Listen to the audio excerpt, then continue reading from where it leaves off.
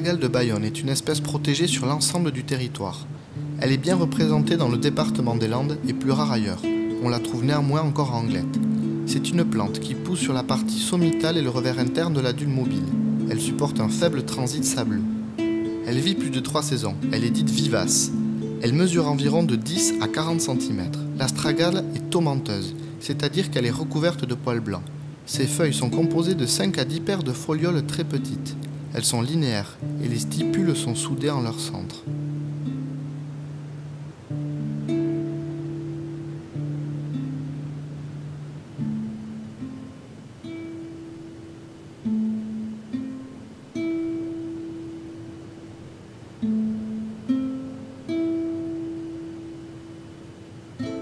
Ces tiges sont semi-rampantes et peuvent constituer des touffes importantes.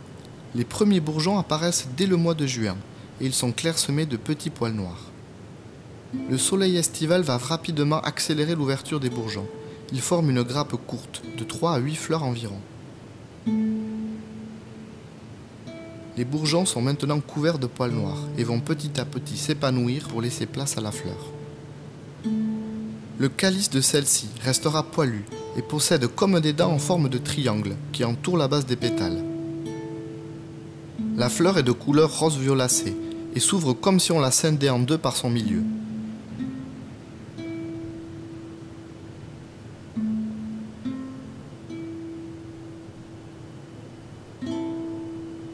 Sa corolle dissymétrique est ovale.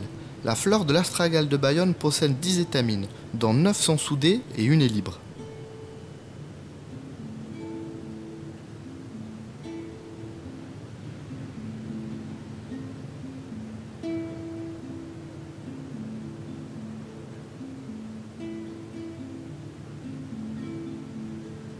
Elle est hermaphrodite et possède donc les deux sexes.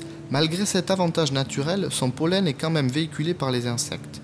Et cette partie de la dune où l'on trouve aussi le chardon bleu est le royaume des bourdons. Il travaille toute la journée à récolter son pollen.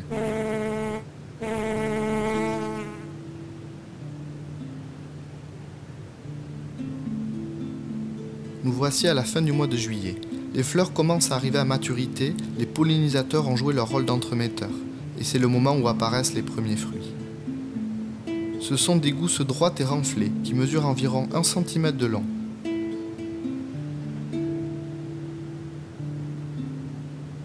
Elle est recouverte de fins poils blancs et contient de nombreuses graines qui tomberont au pied de la plante mère pour donner de nouvelles pousses.